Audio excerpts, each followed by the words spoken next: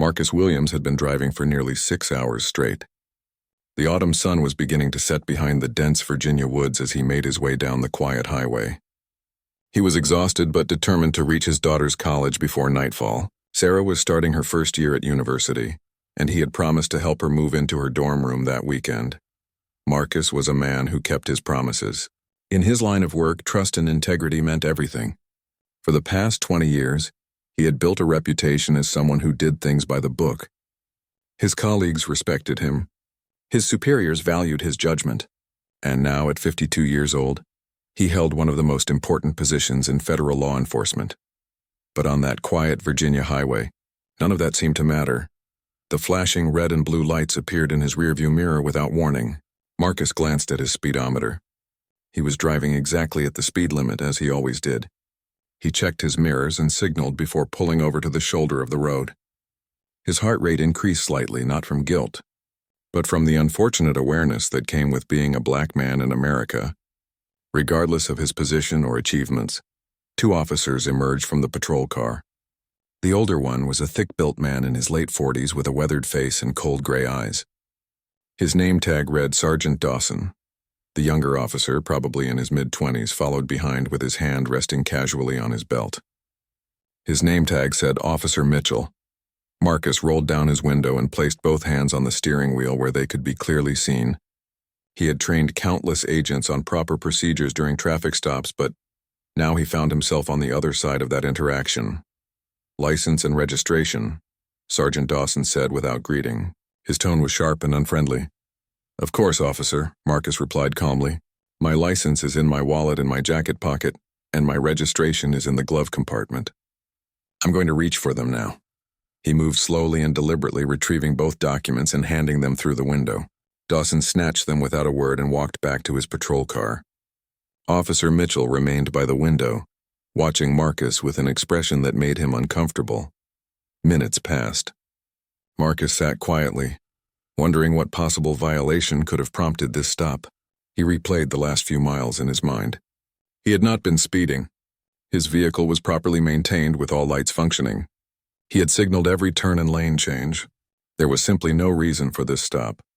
When Dawson finally returned, his demeanor had changed. There was a smirk on his face that Marcus found deeply unsettling. Mr. Williams, Dawson said, emphasizing the Mr. in a way that felt mocking.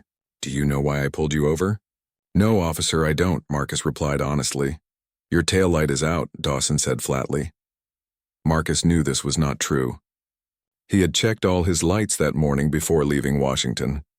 It was a habit he had developed years ago, precisely to avoid situations like this. Officer, I believe there may be a mistake. I checked all my lights this morning and they were functioning properly. Dawson's expression hardened. Are you calling me a liar? No, sir. I'm simply stating that I checked my vehicle thoroughly before beginning this trip. Step out of the car, Dawson ordered.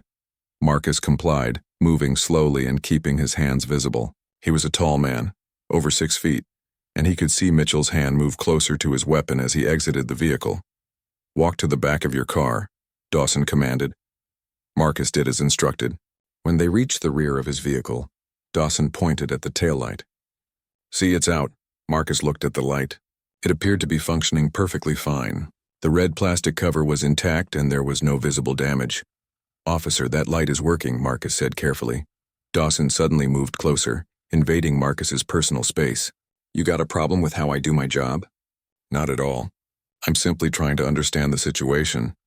The situation, Dawson said with that same unsettling smirk, is that you were driving with a broken taillight. That's a violation. Now we can handle this the easy way or the hard way. Marcus remained calm, though anger was beginning to simmer beneath his composed exterior. He had dealt with difficult people throughout his career, but this felt different. This felt personal in a way he could not quite articulate. I'll take the ticket, officer, Marcus said simply. Dawson laughed, and it was not a pleasant sound. A ticket? Oh, I think we're beyond tickets now, Mr. Williams. See, when I ran your license, some interesting information came up. Very interesting. Marcus's stomach tightened. His position was not classified, but it was not public knowledge either. His driver's license showed his home address in Washington, but not his occupation. You work for the government, don't you? Dawson asked, though it was clear he already knew the answer. Yes, I do, Marcus replied carefully. Federal employee. Big shot from D.C. coming through our little town. Dawson's voice was dripping with contempt. Probably think you're better than us local cops, don't you? I have the utmost respect for law enforcement at all levels, Marcus said truthfully. He did respect honest officers who served their communities with integrity. But he was rapidly losing respect for the man standing before him. Is that right? Dawson pulled out his phone and took several photos of Marcus's license. You know what I think? I think a man in your position would want to avoid any trouble. Any complications, headlines about federal employees getting arrested for resisting arrest, assaulting an officer, that kind of thing, could really damage a career. The threat was barely veiled. Marcus felt a chill run down his spine, not from fear, but from the sudden realization of what was happening. This was not just a bad traffic stop. This was something far more calculated. Are you suggesting something, officer? Marcus asked, his voice steady despite his rising anger. I'm suggesting that a man in your position might want to make this whole thing go away. Quietly. No arrest record, no complications, no questions from your bosses about why you got picked up in Virginia. Dawson moved even closer. A contribution to the local police fund. Let's say $5,000 cash. You make that happen, and we forget this ever occurred. Officer Mitchell shifted uncomfortably behind Dawson, and for a brief moment Marcus saw uncertainty in the younger man's eyes. But Mitchell said nothing. Marcus looked directly at Dawson, and when he spoke, his voice was quiet but firm. I will not be extorted. The smirk vanished from Dawson's face, replaced by cold anger. Wrong answer. Turn around. You're under arrest for resisting arrest and assaulting a police officer. I have done neither of those things, Marcus said. That's not what my report will say, Dawson replied. And it's not what the dashcam will show either once I'm done editing it. Marcus felt his hands being roughly pulled behind his back. The handcuffs clicked into place tight enough to be uncomfortable. As he was led to the patrol car, he caught one last glimpse of his own vehicle sitting peacefully on the shoulder, his daughter's care package visible through the back window. He had been driving to help his daughter start a new chapter of her life. Instead, he found himself being pushed into the back of a police car, facing false charges, because two corrupt officers had decided he was an easy target. What Sergeant Dawson and Officer Mitchell did not know was that Marcus Williams was not an easy target. He was not just a federal employee. He was not just a man who worked for the government. Marcus Williams was the newly appointed deputy director of the Federal Bureau of Investigation, and these two officers had just made the biggest mistake of their careers. The holding cell at the Glenview County Sheriff's Department was small and depressing. Marcus sat on the metal bench, his mind working through the situation with the analytical precision that had made him successful in his career. The handcuffs had been removed once he was processed, but the humiliation of being fingerprinted and photographed like a common criminal still burned. He had remained silent throughout the booking process, offering only the minimum information required by law. Dawson had stood nearby, watching with satisfaction as Marcus was processed. The desk sergeant, a tired-looking woman in her 50s, had seemed uncomfortable with the whole situation, but said nothing. Marcus had been allowed one phone call. He had not called his daughter or his wife. Instead, he had called his chief of staff, Amanda Chen, speaking carefully and briefly. I need you to contact legal immediately. I've been detained in Glenview County, Virginia, under false charges. I'll explain more when I can. Amanda's sharp intake of breath had been audible even over the phone. Sir, are you safe? For now. Just get legal on this. Quietly. Now sitting alone in the cell, Marcus allowed himself a moment to feel the anger and frustration he had been suppressing. He thought of his daughter, waiting for him at school. He thought of his wife, Rebecca, who would be worried sick when she found out. He thought of the decades he had spent in law enforcement, always trying to do the right thing, always believing in the system, and he thought about how quickly that system could be twisted by those who wore the badge but did not honor it. The door to the cell area opened. Sergeant Dawson walked in alone this time. He approached the cell with that same smirk Marcus had come to despise. Had some time to think? Dawson asked, leaning against the bars. Changed your And about that contribution? Marcus stood and walked slowly to the bars, maintaining eye contact with Dawson.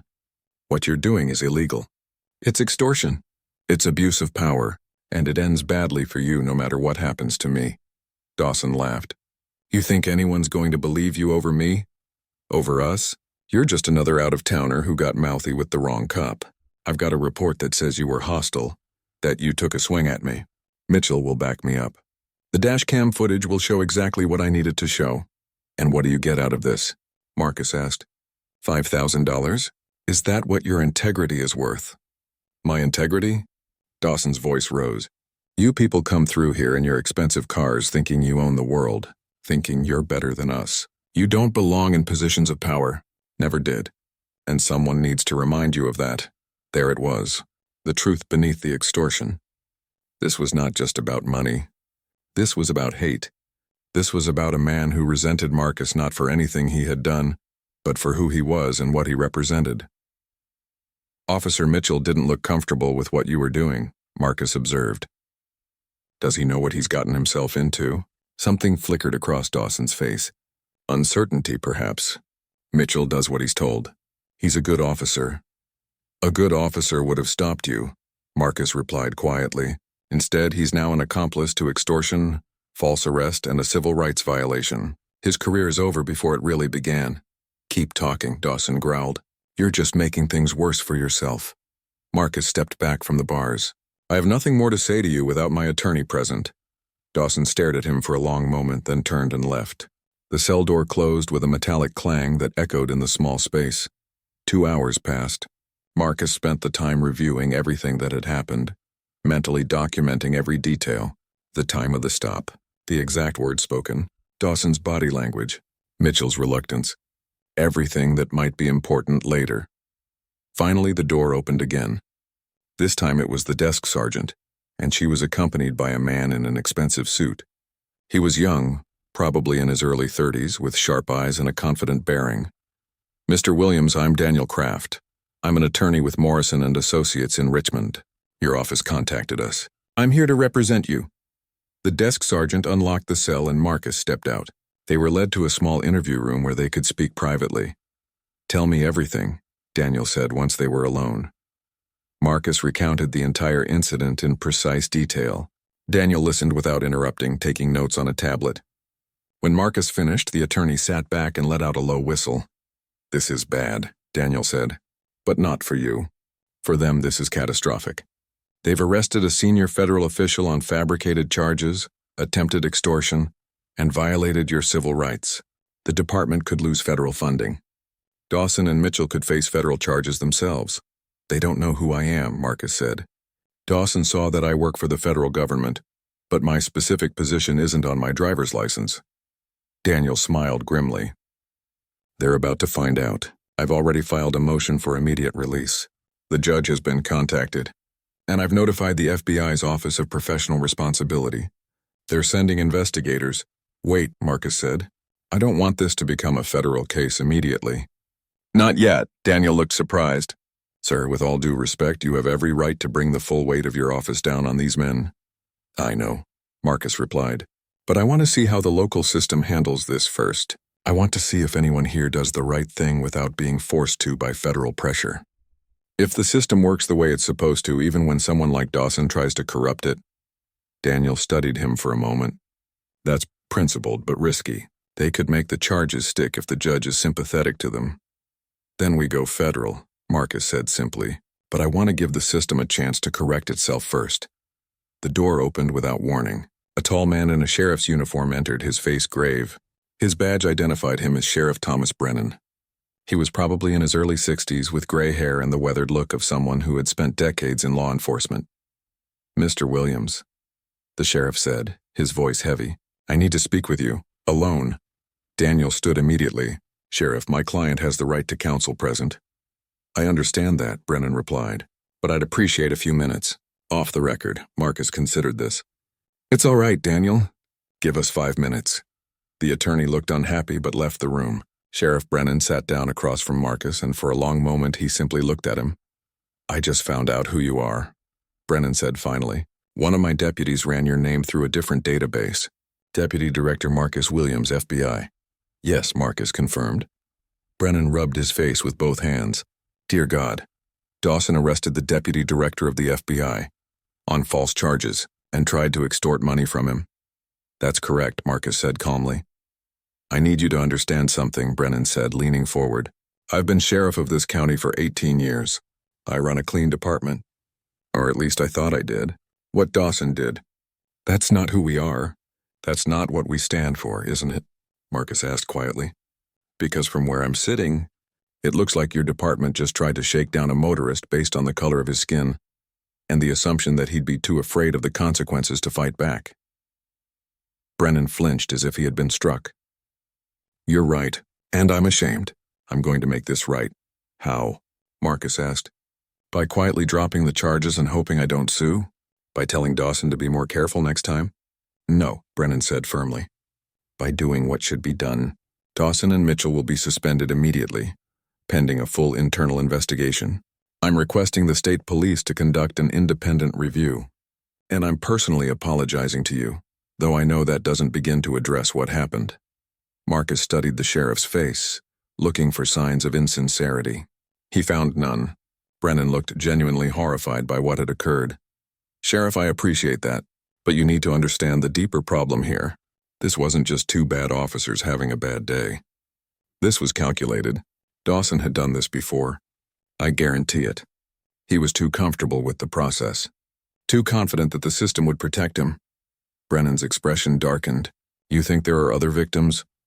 I think you need to review every traffic stop Dawson has made in the past 5 years, Marcus said, especially stops involving people of color or out-of-state motorists.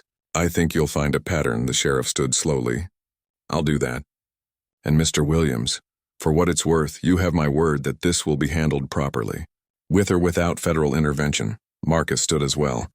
I hope so, Sheriff, because if you don't handle it, I will. And when the FBI investigates, we're very thorough. Brennan nodded and left the room. Daniel returned moments later.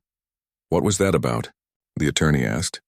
The sheriff found out who I am, Marcus replied. He's starting damage control. Are you going to let them handle it internally? Marcus thought about his daughter waiting for him. He thought about Rebecca, probably worried sick by now. He thought about all the people who had been pulled over by Dawson before him, people who didn't have his position or resources, people who had probably paid the extortion money rather than fight. We're going to watch very carefully, Marcus said, and if they don't do the right thing, we're going to step in. Hard. Marcus was released from custody at 11 o'clock that night. All charges had been dropped and Sheriff Brennan had personally returned his belongings. The sheriff had been professional but clearly shaken, understanding that his entire department was now under scrutiny. Daniel drove Marcus back to his car, which was still sitting on the shoulder of the highway, where he had been stopped hours earlier. The attorney insisted on following him to a nearby hotel to make sure he arrived safely. You should go home, Daniel advised. File the federal complaint tomorrow. This is bigger than a local matter. Marcus shook his head. I'm going to see my daughter first. She's waiting for me. Then I'll decide what comes next. With respect, sir, this is already going to be a media nightmare when it gets out. And it will get out. I know, Marcus replied. That's why I need to talk to Sarah first. She needs to hear this from me before she sees it on the news. He arrived at the university just after 1 in the morning. Sarah was still awake, pacing in front of her dorm building. When she saw his car pull up, she ran to him, tears streaming down her face. Dad, where have you been? Mom called me hours ago saying you were in trouble. She wouldn't tell me what happened, just that you were okay and would call when you could. Marcus held his daughter tight. She was 18, brilliant and heading toward a career in social justice law. This was not the lesson he had wanted to teach her during her first week of college. Let's go inside and talk, he said gently. In her small dorm room, surrounded by half-unpacked boxes, Marcus told his daughter everything. She listened in silence, her expression shifting from shock to anger to determination. They did this because you're black, Sarah said flatly when he finished. They saw a successful black man and decided to put him in his place. Yes, Marcus admitted. There was no point in sugarcoating reality. That was part of it. And they didn't even know you're with the FBI? They just assumed you'd pay them off? They assumed I'd be too afraid of the consequences to fight back, that I'd want to avoid trouble. Sarah stood and began pacing just as she had been doing when he arrived. So what happens now? You arrest them, right? Federal charges for civil rights violations? Maybe, Marcus said. I'm giving the local system a chance to handle it correctly first. His daughter stopped pacing and stared at him. Why, Dad, they arrested you. They tried to extort you. They abused their power in the worst possible way. Why would you give them any chance at all? Because I need to know if the system can correct itself, Marcus explained. If a sheriff can do the right thing when his officers do wrong. If internal accountability can work. If it can't, if they try to cover this up or minimize it, then I bring in federal resources. But I want to see if local justice can still function. That's very noble, Sarah said, and her tone made it clear she did not entirely approve. But what about all the other people Dawson did this to? The people who didn't have your position? Who paid him because they were scared? I'm thinking about them, Marcus said quietly. That's exactly why I asked the sheriff to review all of Dawson's traffic stops. If there's a pattern, if there are other victims, we'll find them, and we'll make sure they get justice too. Sarah sat back down, her anger giving way to exhaustion. I'm glad you're okay. When Mom called, I don't know what I thought, but I was scared. I know, baby. I'm sorry you had to worry. Don't apologize. This isn't your fault. She looked at him with eyes that suddenly seemed much older than 18. But Dad, you know this is going to become huge, right? When people find out the deputy director of the FBI was arrested by racist cops trying to extort him, it's going to be everywhere. I know, Marcus said. That's why I came here first. Whatever happens next, whatever this becomes, I wanted you to hear the truth from me. Not from social media or cable news. They talked for another hour before Marcus finally headed to a hotel. He called Rebecca, assuring her he was safe and would be home the next day. Then he sat on the edge of the hotel bed and made another call. Sir, it's Marcus. I need to brief you on a situation. FBI Director James Henderson listened without interruption as Marcus recounted the events of the evening. When Marcus finished, there was a long silence on the other end of the line. Marcus, I'm going to ask you something, and I need your honest answer, Henderson finally said. Do you want to handle this personally, or do you want to step back and let OPR handle it? The Office of Professional Responsibility was the FBI's Internal Affairs Division. They investigated allegations of misconduct, including situations where FBI personnel were victimized in their official capacity. I want to give the local authorities 48 hours to demonstrate they're handling it properly, Marcus said. If Sheriff Brennan does what he promised, if there's a genuine investigation, I'm willing to let the state process work. But if there's any sign of a cover-up or if they minimize what happened, we go federal immediately. 48 hours, Henderson repeated. And then? Then we investigate every traffic stop Dawson has conducted in the past 5 years. We look for patterns, we find other victims, and we build a civil rights case that makes it clear this behavior will not be tolerated. You know the media is going to have a field day with this, Henderson warned. Let them. If my experience shines a light on what's happening to people who don't have my resources or position, then maybe something good comes from it. All right, 48 hours. But Marcus, understand that once this goes public, you won't be able to control the narrative. This will become bigger than you or me. It'll become a symbol. I understand, sir. Marcus ended the call and lay back on the bed, staring at the ceiling. He thought about the path that had brought him to this moment. Growing up in Detroit, the son of a factory worker and a school teacher, joining the FBI straight out of college, driven by a belief that law enforcement could be a force for good, working his way up through the ranks, always aware that he had to be twice as good to get half as far as his white colleagues. He had faced racism before, both subtle and overt. He had been followed in stores, pulled over for driving while black, watched as colleagues were promoted ahead of him despite his superior performance. But he had persevered, believing that excellence and integrity would ultimately prevail, and they had.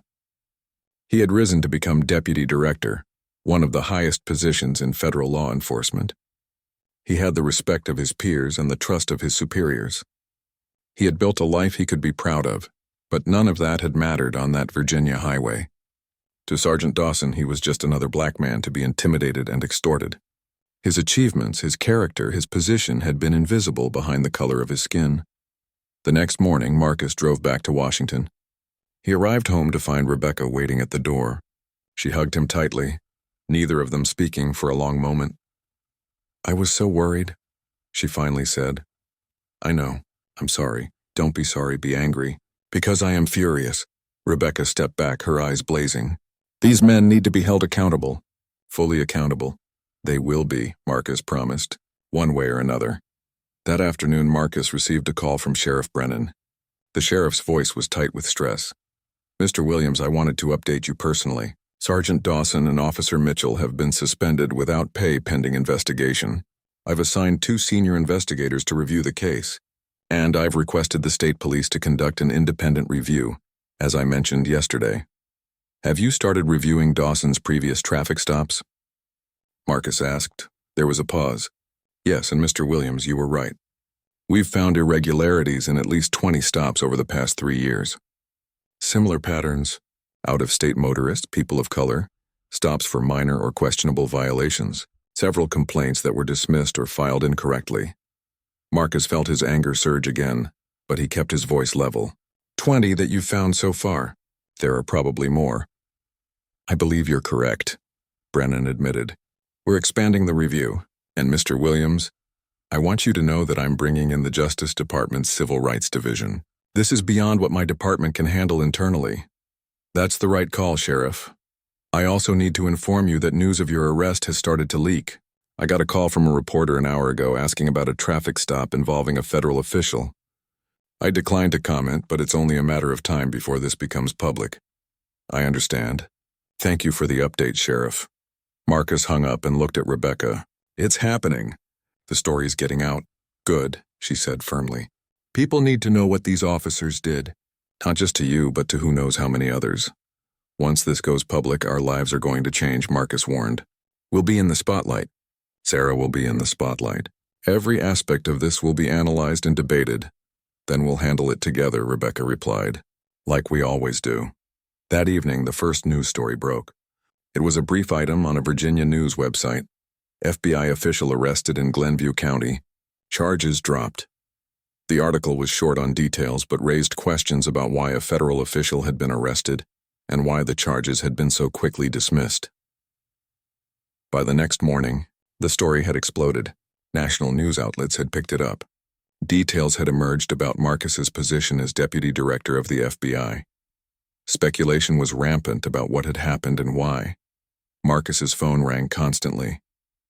His chief of staff, Amanda, fielded dozens of media requests.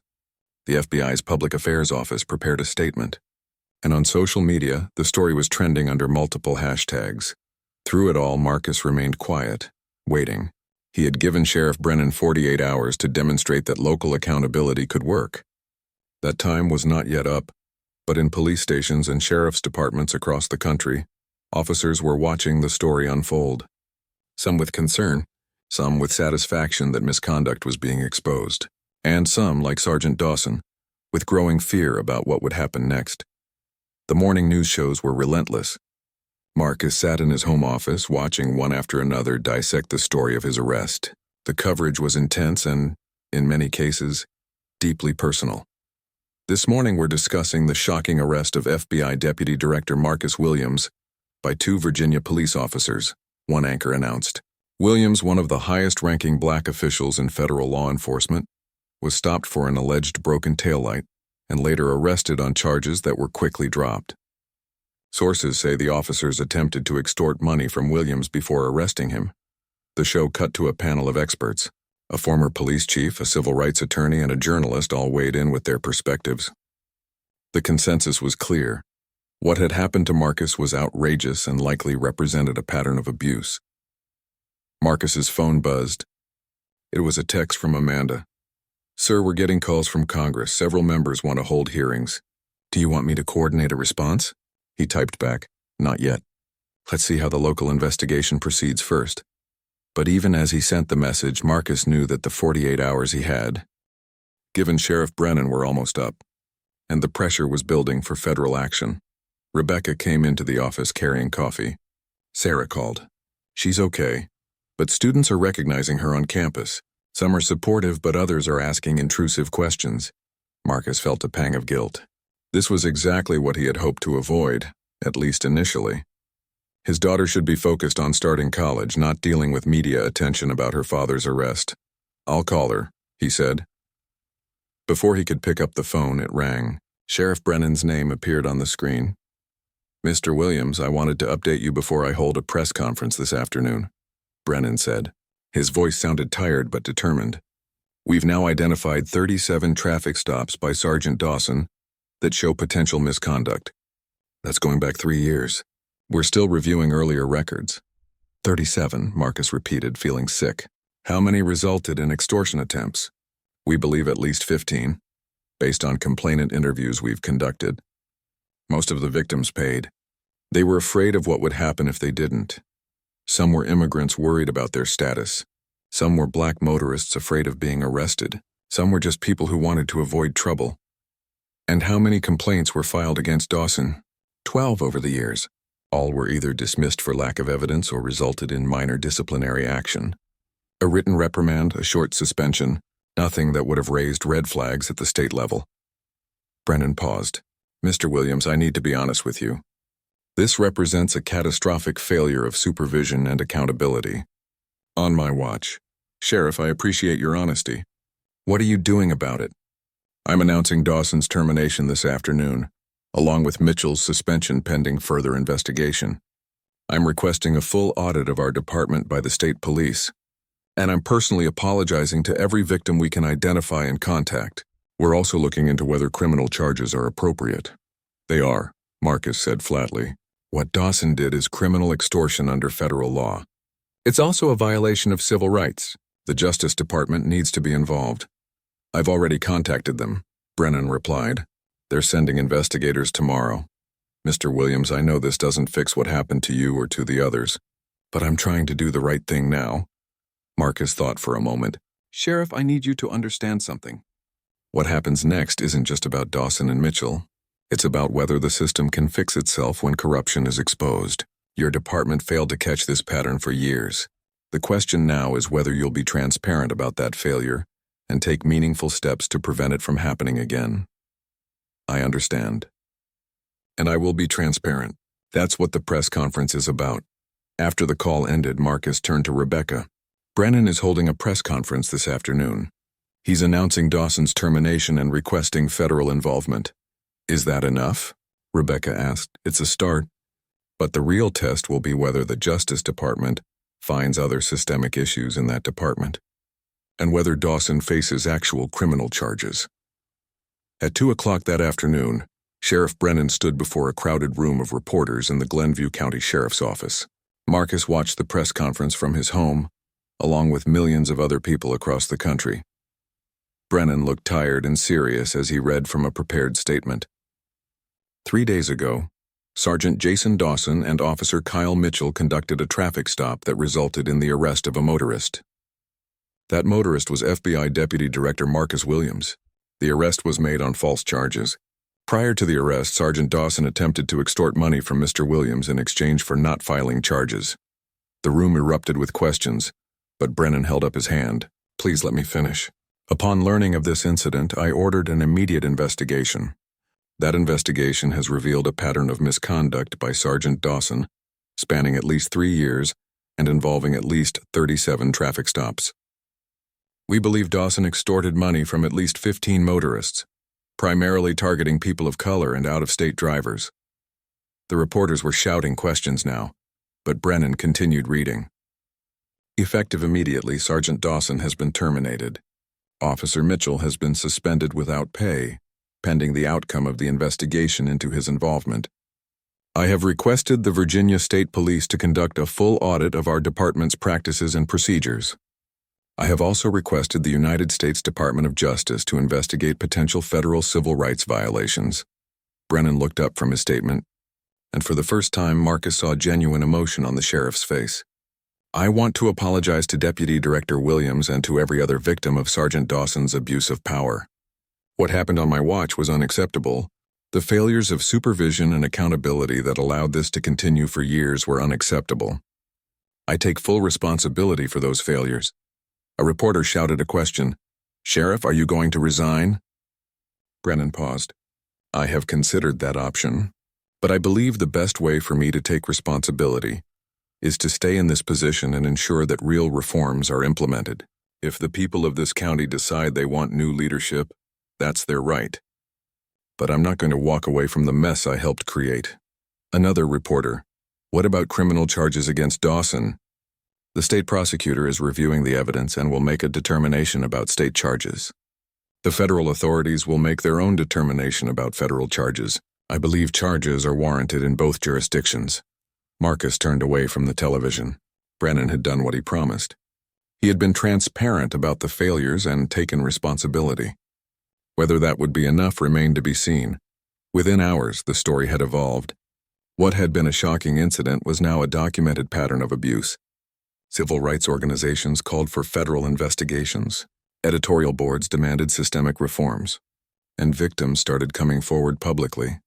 One of them was Maria Gonzalez, a 38-year-old restaurant manager who had been stopped by Dawson 2 years earlier. She appeared on national television that evening, speaking through tears. He stopped me for going 5 miles over the speed limit. Then he asked if I was legal, if I had papers. I'm a U.S. citizen. I was born in Texas, but he scared me. He said he could call immigration, that I would be deported, that my children would be taken away. So I paid him $2,000. Everything I had been saving for my daughter's quinceañera. I paid because I was scared. Her story was heartbreaking, and it was far from unique. Over the next several days, more victims came forward. Some had paid hundreds of dollars. Others had paid thousands. All had been too afraid to fight back at the time. Marcus watched these stories with a mixture of anger and sadness. These were the people he had been thinking about when he was in that cell. These were the victims who didn't have his resources or position, who had been exploited because Dawson knew they were vulnerable. On the third day after the press conference, the Department of Justice announced it was opening a formal investigation into the Glenview County Sheriff's Department. They would be looking not just at Dawson's conduct, but at the systemic failures that had allowed it to continue. Marcus received a call from the head of the Civil Rights Division. Deputy Director, we're going to need your testimony at some point, but I want you to know that this investigation would be happening regardless of who the victim was. The pattern here is clear and deeply disturbing. I appreciate that, Marcus said, and I want to help however I can. But I also want to make sure the focus stays on all the victims, not just me. Understood. We're treating this as a pattern and practice case. What happened to you is part of that pattern, but it's not the whole story. That same day, Sergeant Jason Dawson was arrested by Virginia State Police. The charges included extortion, bribery, and official misconduct. Federal charges would likely follow. Officer Kyle Mitchell was also arrested, though on lesser charges of misprision of felony for failing to report Dawson's crimes. Marcus watched the news footage of Dawson being led into the courthouse in handcuffs. There was no satisfaction in seeing it, only a grim acknowledgement that justice was finally catching up with someone who had abused his badge for years. But the story was far from over. In fact, it was just beginning to reveal its full scope. The investigative journalism team at a major newspaper had started digging into Dawson's background. What they found was disturbing. Dawson had been a member of several online groups that promoted white supremacist ideology. He had made racist comments on social media under a pseudonym, and he had been disciplined at a previous police department in another state for using excessive force against a black teenager. That previous department had not flagged his conduct when Glenview County checked his references. He had been allowed to resign quietly rather than face formal charges. It was another failure in the system. Another example of how problem officers moved from department to department. Marcus read the newspaper story with growing anger. This was not just about one bad cop. This was about a system that allowed racist officers to continue wearing badges, moving from job to job, leaving victims in their wake. He picked up the phone and called FBI Director Henderson. Sir, we need to expand the scope of our investigation. Dawson isn't an isolated case. He's part of a bigger problem. What are you suggesting? Henderson asked. I'm suggesting we look at how officers with documented histories of misconduct, especially racial bias, continue to get hired by other departments. There's no real system for tracking this. No national database that flags problem officers. Departments can quietly let someone resign, and that person just moves to the next jurisdiction. That's a major undertaking, Henderson warned, and it would require cooperation from state and local agencies across the country. I know, but if we don't address the systemic issues, we're just playing whack-a-mole with individual cases. Dawson happened to get caught because he targeted the wrong person. How many others are out there who haven't been caught? There was a pause. All right, put together a proposal. Let's see what we can do. Marcus hung up and sat back in his chair. What had started as a traffic stop on a quiet Virginia highway was becoming something much larger. A reckoning with how law enforcement accountability worked or failed to work, a national conversation about racism in policing, and potentially, real systemic change. 6 months after that fateful traffic stop, Marcus stood in a congressional hearing room in Washington. The chamber was packed with legislators, journalists, and advocates. He had been invited to testify before the House Judiciary Committee about his experience and about the broader reforms needed in law enforcement. The journey to this moment had been long and difficult. The media attention had been intense, sometimes overwhelming. Marcus had become, as Director Henderson had predicted, a symbol. But he had worked hard to ensure that the focus remained on systemic change, not just his personal story. The investigation into Sergeant Dawson had yielded devastating results. The final count was 53 traffic stops over 5 years that involved misconduct. 42 people had paid extortion money, totaling more than $85,000. Dawson had targeted the vulnerable with calculated precision. Immigrants, people of color, out-of-state motorists with expensive cars, anyone he thought would be too afraid or too eager to avoid trouble to fight back. Dawson now faced 23 federal charges and numerous state charges. His trial was scheduled to begin in 2 months. Officer Mitchell had pleaded guilty to lesser charges and was cooperating with investigators. He had lost his badge and his career, but he had at least shown some remorse for his role in covering up Dawson's crimes. But the investigation had revealed something even more troubling. The Justice Department's pattern and practice investigation of the Glenview County Sheriff's Department found systemic failures in supervision, accountability, and training. Complaints against officers were routinely dismissed or minimized. Use of force incidents were inadequately investigated, and there was evidence of racial bias in traffic stops across the department, not just from Dawson. Sheriff Brennan had kept his promise to implement reforms. He had fired 3 other deputies for misconduct uncovered during the investigation. He had implemented new training requirements. He had established an independent civilian review board. But the damage to his department's reputation was severe, and there were ongoing calls for his resignation. Now, as Marcus prepared to give his testimony, he thought about all the people whose lives had been changed by this case. Maria Gonzalez, who had her extortion money returned and was now an advocate for immigrant rights. James Patterson, a black businessman who had paid Dawson $3,000 2 years ago and had been too ashamed to tell even his family until the case became public. Yuki Tanaka, a college student who had paid $500 she could not afford rather than risk her student visa status. Each of them had been invited to testify as well. Their stories would help Congress understand the human cost of police misconduct and the urgent need for reform. The committee chairman, Representative Thomas Blackwell, called the hearing to order. We're here today to examine the case of former Sergeant Jason Dawson and the broader issues of accountability and oversight in law enforcement. Deputy Director Williams, thank you for being here. Please proceed with your opening statement. Marcus leaned toward the microphone. He had spent days preparing this testimony, wanting to get it exactly right. Mr. Chairman, members of the committee, thank you for the opportunity to testify today. 6 months ago, I was driving to visit my daughter at college when I was pulled over by Sergeant Dawson. What happened next was not just a personal affront to me. It was a symptom of deep systemic failures in how we hold law enforcement accountable. He went on to describe his experience in detail, but he quickly moved to the broader issues. My case received attention because of my position. But I was far from Dawson's only victim. For years he targeted vulnerable people, confident that the system would protect him, and for years he was right. Complaints were dismissed. Warning signs were ignored.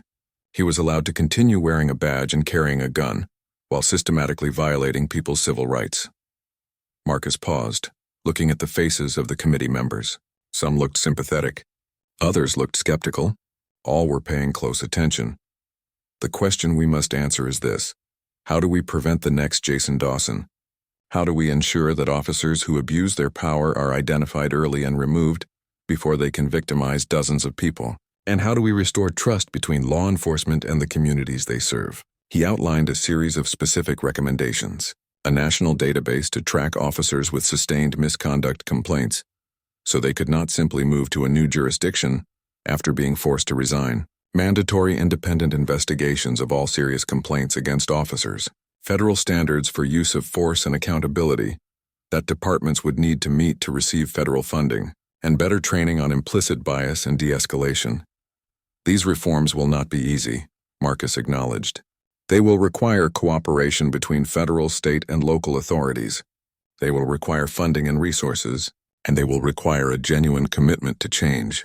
But the alternative is to continue with a system that allowed Jason Dawson to prey on innocent people for 5 years. That's not acceptable. When Marcus finished his opening statement, the questions began. Some committee members were supportive, praising his restraint and his focus on systemic solutions. Others were more challenging. Representative Sarah Mitchell, a conservative from Texas, leaned forward. "Deputy Director Williams, while I certainly don't condone what happened to you, I'm concerned about your proposals. Aren't you essentially asking for federal control over local law enforcement? Doesn't that undermine local authority and community policing?" Marcus had expected this question. "Representative, I'm not proposing federal control. I'm proposing federal standards for basic accountability and civil rights protections. Just as we have federal standards for civil rights in employment, housing, and education, we need standards for law enforcement. Those standards don't eliminate local control. They simply ensure that fundamental rights are protected regardless of what jurisdiction someone lives in or drives through."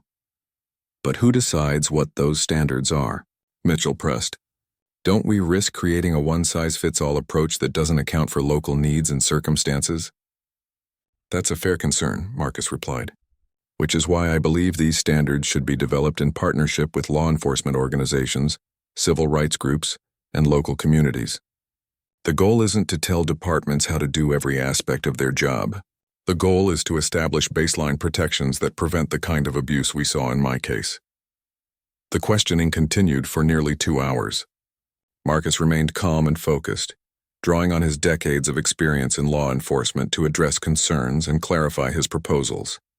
Then came testimony from the victims. Maria Gonzalez spoke through tears about the fear she had felt and the financial burden Dawson's extortion had placed on her family. James Patterson described the shame and anger he still felt about paying rather than fighting. Yuki Tanaka talked about nearly dropping out of college because of the stress and financial pressure. Their stories were powerful and deeply moving.